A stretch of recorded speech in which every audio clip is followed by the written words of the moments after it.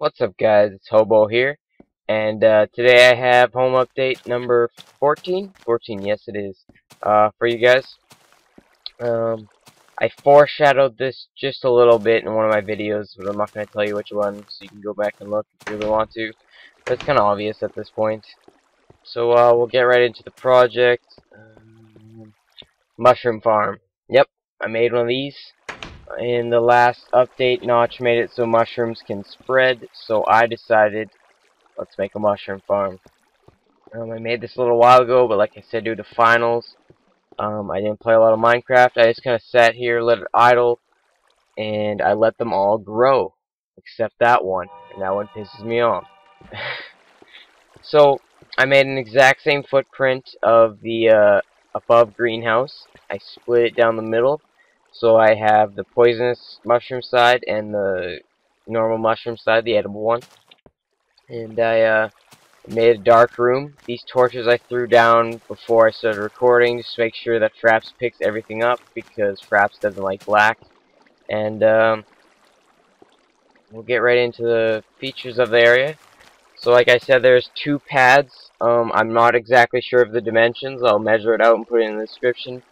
But I know it's like 2, maybe 3 stacks of mushrooms right here per pad. I'm not exactly sure. I think it's 2.5, maybe, I don't know. I counted this a while ago. And mushrooms are probably the most efficient food to carry around with you. It takes up like 4 inventory slots to have a full stack of mushroom stews, but it heals much more hearts than let's say a stack and a crafting bench of wheat. So it is very efficient to carry mushroom stew around. It heals the most health per food, and bowls are stackable. But get into the features again. This is the toggleable lighting. Mushrooms need absolute darkness to grow efficiently in. These torches are normally not here, and I'm still trying to solve the leakage of light from here. Normally I just kind of stuck 2 sand blocks or whatever here, and it blocked up most of the light. That's how I let it spread. I'll find a better solution later on, but for right now it works pretty good. So I made this underground because I like to keep all my farms nice and close together, and I wanted to keep the mushroom farm with the greenhouse and all the rest of the stuff. But I do have more plans for more advanced farms, let's just say, when beta 1.7 comes around. This is as simple as it gets in terms of farming. How this started was I placed a mushroom in this corner and a mushroom in that corner, and the same with that patch, and then it just spread naturally, and then I eventually filled her up, except that one. And then to harvest it, you would simply just take a bucket of water or something, take out a corner piece and let it flow, and it would harvest them all pretty much for you. Just run around, pick them up. If you're feeling ambitious, you could dig through the floor here and let natural sunlight harvest them, because that's obviously the better idea at this point.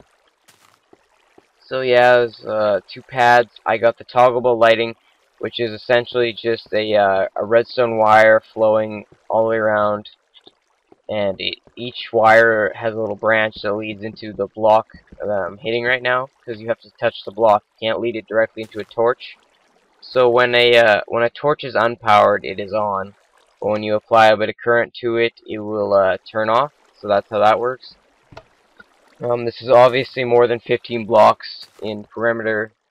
So every so often I have a little indent into the wall on the other side, not this wall, but you know, on the other wall, and it repeats the signal, and then it leads back into the mainstream, and then it goes to the torches.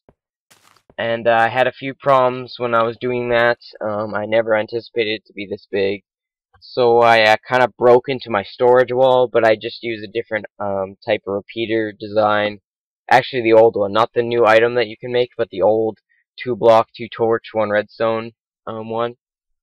So that took up 1 less block of space, so my wall is still intact in the storage room. You're just going to have to be careful when working in this area. It also kind of led out into the beach, but like I said, it didn't affect anything. It's perfectly fine. You just can't really dig here like all my redstone projects. I like my hidden wiring. So perfectly toggleable. It actually provides a decent amount of light, if you can see that. It's fairly dark over there. Slap her on.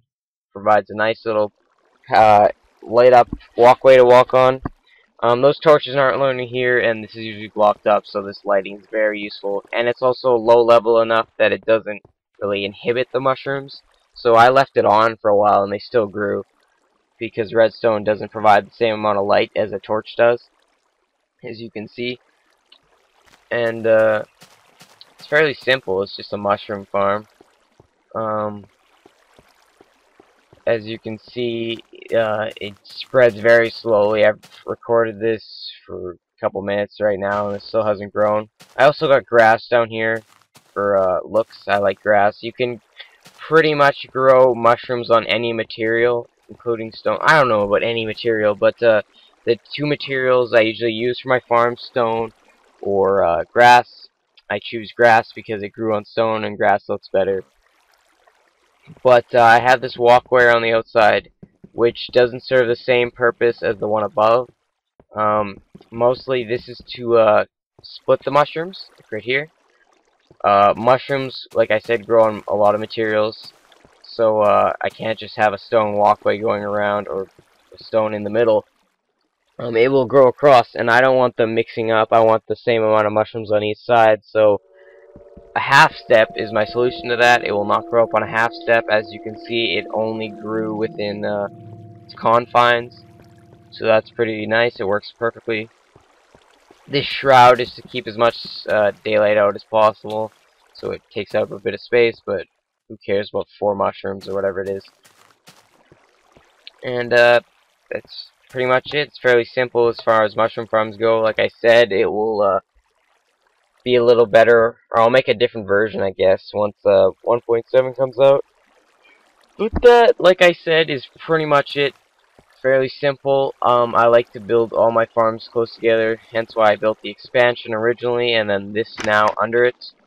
Got the nice new hatches, and that's it. If you have any questions about it, I will answer them in the comments, and other than that, I will see you guys next time.